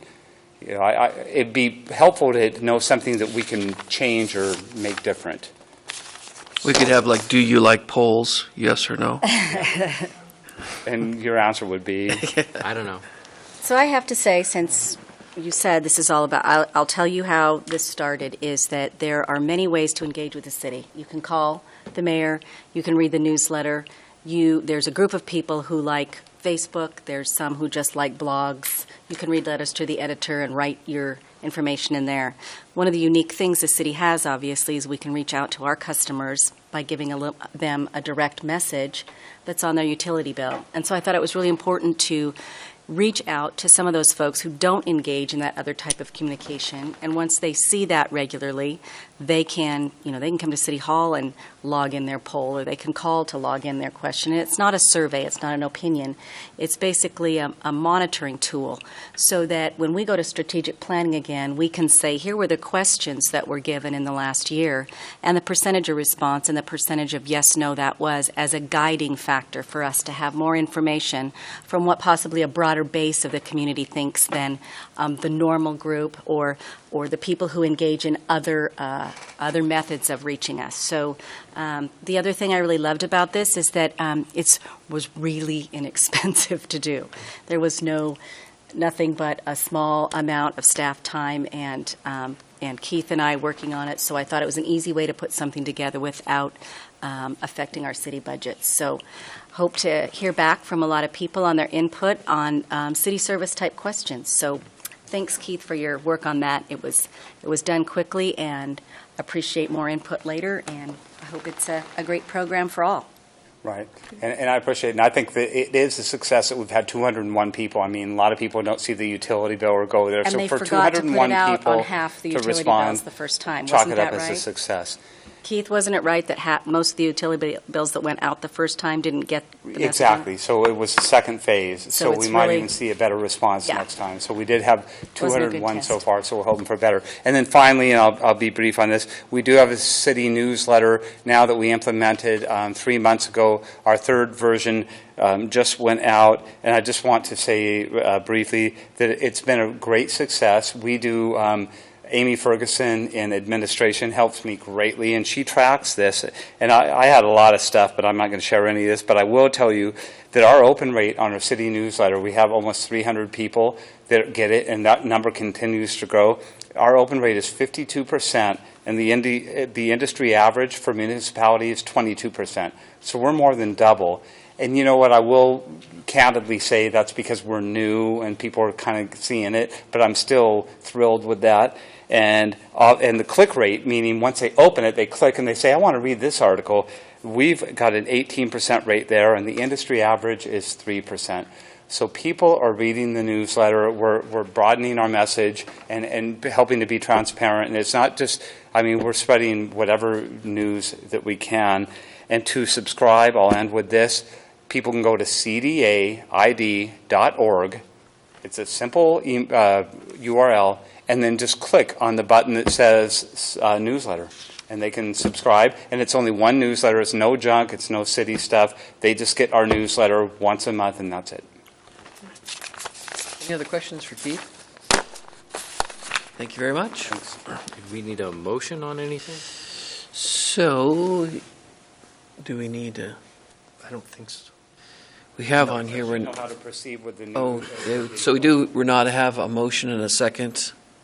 Well, it sounded like Keith was still willing to take input on the logo, so if you're not looking for a motion to start the implementation process tonight, we'll have to bring it back for that motion later, so. Unless I hear from council or the public, and I open it up to the public to contact the city or me at kerickson@cdaid.org. I just want to hear from everybody before, but I think we're really close after a many months long process and accepting a lot of input. Very good. So it sounds like we're still looking for input, and then we can bring it back at a later date. To be sure, because I don't want, Mayor, I don't want to blindside anybody and say, here's the new logo. I want everyone to know it's been an open process. Okay, Thank great. you. Thank you. All right, we will move on to other business. We have CB 14-1014, vacation of 10 feet of right-of-way adjoining Mountain Avenue from Lakeshore Edition plat. And this was something that we took council action on August 5th. Mr. Mayor, I move for the adoption of Council Bill 14-1014. Okay, I have a motion. Second.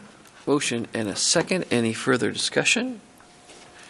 No discussion seen. Renata, could you read the title, please? Yes. An ordinance of the City of Coeur d'Alene vacating a portion of right-of-way in the Lake Shore Addition subdivision, recorded in Book B of Plats, page 128. Records of Kootenai County, Coeur d'Alene, Idaho, generally described as that 10-foot strip adjoining the northerly boundary of lots 1 through 7, Block 25 of said plat, repealing all ordinances and parts of ordinances in conflict herewith, providing a severability clause, and providing for the publication of a summary of this ordinance and an effective date hereof. Roll call, please. Kukin? Yes. Miller? Yes. Eddinger? Yes, yes. Evans? Yes. Adams? Yes. Motion carried. Move to suspend the rules and adopt Council Bill 14-1014 by having read its title once. Second. Motion and a second. Any discussion? No discussion seen. Roll call, please. Kukin? Yes. Miller? Yes. Eddinger? Yes. Evans? Yes. Adams? Yes. Motion carried. We will move on to resolution number 14-035, fiscal year 2013-2014 budget amendments, and setting the public hearing for September 16th, 2014. We have a staff report by Bonnie Jensen.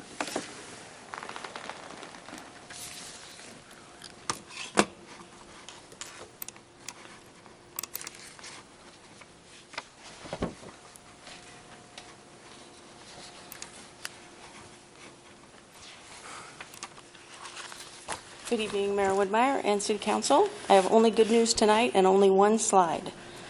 Each year, Idaho Code 50-1002 allows the City Council to amend the annual budget during the fiscal year. Tonight, you're being asked to approve Resolution 14-035, which will set the public hearing date for the budget amendment ordinance for September 16th. As you can see from the slide, the budget resolution includes increases in the general fund of $2 million. The largest of these increases is a carryover in the streets overlay account of $1.2. Last fiscal year, we amended the 12-13 budget to include the entire budgeted project expenses for McEwen Park, the parking structure, and Front Street reconstruction.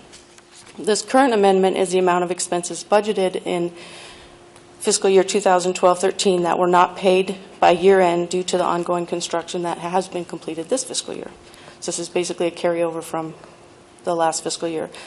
The other large amendment in the general fund is for a transfer from the general fund to the self-insurance fund in the amount of $600,000 to cover a cash deficit in that fund.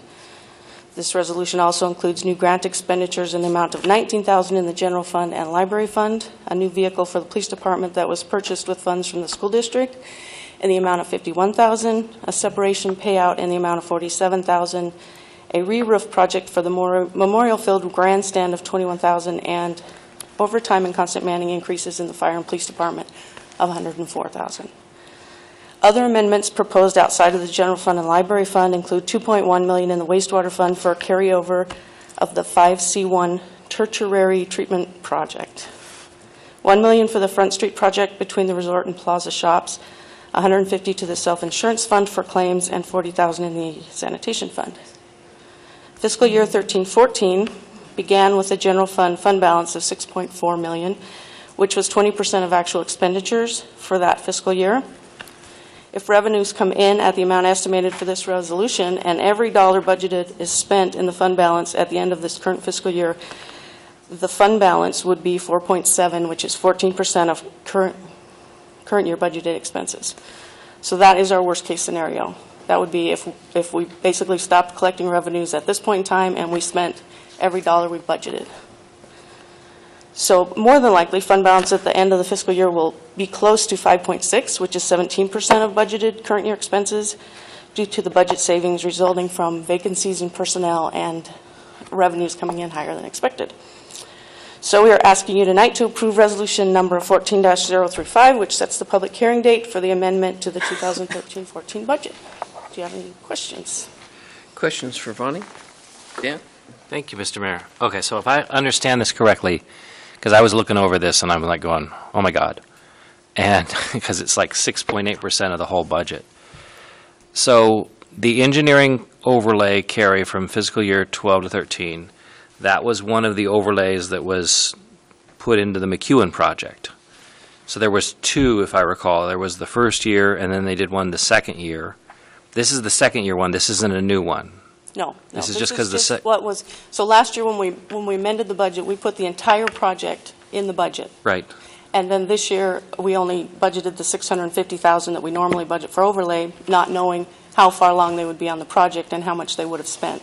So we did that knowing that we would then have to amend for anything that wasn't spent last year that will be spent this year. So basically, we budgeted for it last year, and this is just to bring the current budget up to where we need it to pay for what didn't get done last year. But I remember when we did the amendment last year, and then, so we went ahead and amended the budget to authorize spending all that money, and then we didn't spend it. So did we need to amend it again? Yes, we have to have the budget authority in the current year for whatever is spent in this But I mean current last year. year's budget, when we did this last year, and we went ahead and fixed everything up to account for McEwen and all this stuff. And I remember that because I voted for it.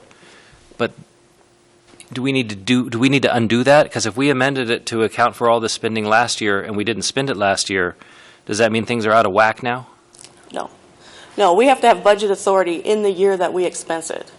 So we had all of this budget left over last fiscal year that we didn't spend, which we knew would happen because we didn't expect the project to be finished. So then in the current fiscal year, we have to have enough budget authority to cover those expenses in the current year that didn't get spent in the previous year. So this isn't like stuff that popped up. This is just like the wastewater thing. So they didn't get that finished. And obviously, they're not going to pay the guy if it's not finished. Right. So it bumps over into this year. And we pay the guy. It's not money that we have to come up with now. It's money that we had set aside before. We didn't spend it. Troy's nodding his head. Yes. We didn't spend it, so now we're going ahead and we're going to spend it. Yes. That was already authorized. But it affects our budget because our budget's going to go up then. Right. Which is why normally we wouldn't amend the budget for the entire project in that year because we know the project's not going to be finished. We normally budget for the part of the project that we think is going to get done in the year it's going to get done. And So when we voted on this before, because it was right in the middle of the McEwen thing, and I remember it was a very frustrating vote because it included spending on McEwen, but it also included Person Field. And so it was kind of this conundrum because I didn't like the spending that was going on there, but I favored McEwen. I mean, I favored Person, so I went ahead and voted for the whole thing, thinking that would be best. We just authorized all that spending. We didn't mean we were going to spend it. It just meant we authorized that we were going to go that far, and then we didn't. Is that kind of a good... Perfect answer. Okay. Because in order to do a project, you have to approve it.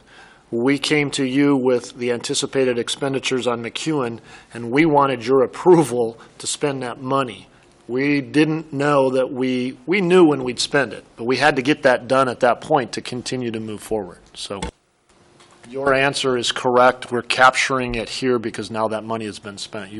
Council had already approved this so that we could continue that project. So when I look at the budget, and I can look at last year's, and when it says, there's always a column for approved and actual. And so this would be the difference between the two that happened to get put into this year because it didn't get finished before. I'm sorry, did I throw you? The challenge is, Councilman and Mayor, is that we should really go to the audited financials and look at it. The budget is a best look into the future. The actuals do show up in there, so yes, that's a great way to look at it. But we should go to our audit and then see what we actually spent, what we actually have, and all of that. Right. We're also forecasting this for over 30 days out. There's very few other organizations that attempt to balance their budget before the fiscal year end and bring it to you at this point in time. Yeah, remember, I've had questions about that in the past because it just seems really puzzling that it's kind of like, I mean, you don't even do that personally. I mean, most people won't because things come up, But anyway, so it makes sense to me. And then the $1 million, that's the Front Street project, the Hagedorn project. So that came in, we spent it, we have to put it in the budget now. Okay. And otherwise, everything else seems fine, I guess. Thank you. Any other questions for Bonnie? Okay, thank you. Looking for a motion? Mr. Mayor, I'd move that we approve the Resolution 14-035, the fiscal year 2013-2014 budget amendments, and set the public hearing for September 16th, 2014. We have a motion. Do we have a second? Second. We have a motion and a second. Any further discussion? No discussion seen. Roll call, please. Gookin? Yes. Miller? Yes. Eddinger? Yes. Evans? Yes. Adams? No. Okay, motion carried. Thank you, Bonnie. We will move on to the item that we added, item number 3, which is the swearing in of the police chief on September 2nd. So, Mr. Mayor, I wanted to get council's feeling on this. The notice that came out yesterday said that the new chief would be sworn in on the 2nd, which is a Tuesday, our council meeting day. It's going to be at the police station at 4:30. I've subsequently learned that's good for the PD because there will be a maximum number of officers there coming off of the day shift, going on to the power shift, so that the chief can meet them. But my concern was that the room at the PD is their training room, which is rather small. It's much, much smaller than this room. And I can imagine with all the police and all the dignitaries and the press that there would have been little room for the public. And I know that in the past, in these swearing-ins, there hasn't really been a lot of public, but this is kind of a big deal. We got a new police chief. I know a lot of people are excited about him coming up. And I just wanted to see kind of what the council would think about that, moving it to this location. The concern that was expressed to me by Melissa Tosi, who called me on the phone. She said that that there wouldn't be a lot of policemen here if we did that because they work up there. My concern is that this man, Lee White, is going to be police chief for the city of Coeur d'Alene, not just for the police department.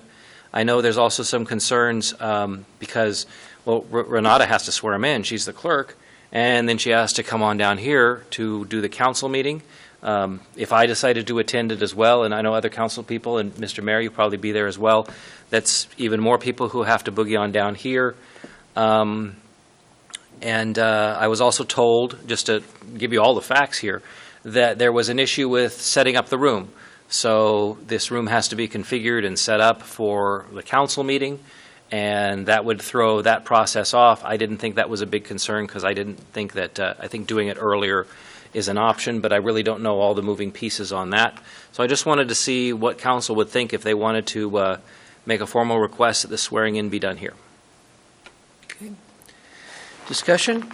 Ron? Well, Mr. Mayor, I think that, as Troy mentioned earlier, that, the swearing in is going to be at the police department, and that's where basically most of the swearing in have taken place, and that, Dan, as you mentioned, that the police officers will be going on duty and coming off duty, will be there at the police station. I believe that there is enough room there that everybody can fit in. We've had other ceremonies there that it's been all right. I mean, everybody's been able to fit in.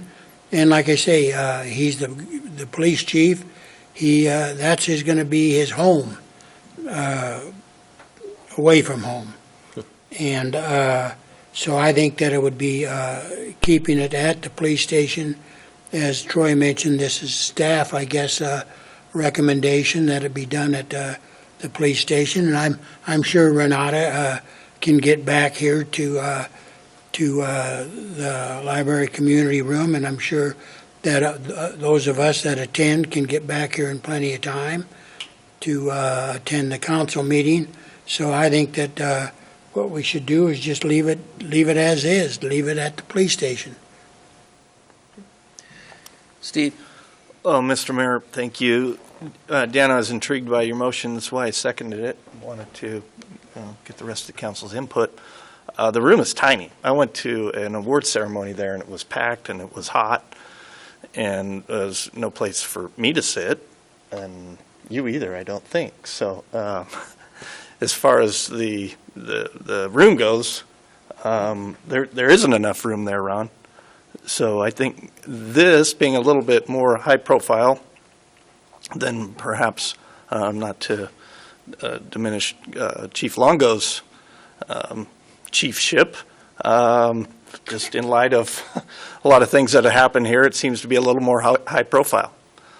I certainly would welcome any input from any of the ranking officers or non-ranking. But, that would be fine. It just seems like this would be a better venue where the public could come. It seems like the dissemination of the swearing in was pretty short notice, and I don't know. It seems like it maybe should be more of a to-do, and this would be a better place to do it. So. Thanks. I guess go ahead, Amy. I'm sorry. Well, I would imagine that there's some bit of tradition with this and culture within the PD that we're all becoming, well, at least us being new on council and as mayor, becoming familiar with. So I would be hesitant to disrupt that. I know the community is very excited to welcome the new chief. And I feel it's very important to have as many officers there to greet him and welcome him, whether that be here or there. I honestly don't have too strong opinions, other than I would worry about disrupting tradition and the culture in the PD. I'm not worried about myself or other council members being able to get to and from. That's our job, is to serve the community and be where we need to be to serve our constituents. So that said, if I had to have a choice, I would say to have it remain at the PD because of the possibility of having some culture and having as many PD there as possible. I would like the community to help welcome him as well. Okay. And my comments were this, maybe a question, Dan, you did the research, so you might know. Weren't the meet and greets that we had with both candidates, weren't some of those open to the public? Mm-hmm. So they had a chance. And the swearing-in ceremony, there isn't necessarily a meet and greet component to it. And traditionally, I would think that that's kind of one of the things that this is more for, more of a personal event and a family event for the chief going in. And I also recall that I read that he expected to be a very engaged in the community, and perhaps there'll be more opportunities down the road than just this official ceremony that the public would be able to meet and speak with him on a one-on-one. So I'm kind of feeling like, I felt like Amy, it's a good discussion, thanks for bringing it up, but I think the decisions that staff made to say this makes more sense according to tradition and how it works and the ability to put these things together, I'm okay with that. I think if the general public really, wanted to be there, they'd squeeze in the room, but there may be a lot more chances for them to meet the new chief and welcome him on different levels. So that's kind of my thoughts. Appreciate that. Mr. Mayor, did you have any thoughts? Yeah, I guess it's, Renata, from my understanding, it's a short ceremony. It's a 5-minute maximum. That's my portion. If you want to make a few statements, or if Mr. White wants to make some statements, he's more than welcome to do that. But generally, it's in and out, and then some time to talk with family, friends, take photographs, things like that. Right. I guess my opinion is that I believe that the tradition has always been, and that's been at the police department, that there will be, there should be sufficient room. Renata, have you attended swearing-ins in the past? And the attendance there was how many? Mostly friends and family. This one I know is a little different, but we did Wayne Longo's there, and there was no problem. Right. Troy, have you also attended some swearing-ins? And Mike, and there was adequate room at at that time, too, and so. There was. It's a family event as well as the officers, and it's a time that way. I'd be more than happy to invite him down here for a 6 o'clock meeting and introduce him that evening as well, in the spirit of bringing him forward to our community. Yeah, and so I guess I would be in favor of leaving the ceremony at the police department, and then Troy bringing him down here to introduce him to the audience that's down here. Well, I appreciate the comments and the advice of council. That's why I wanted to bring it up, just to see what everyone thought, so thank you very much. Okay.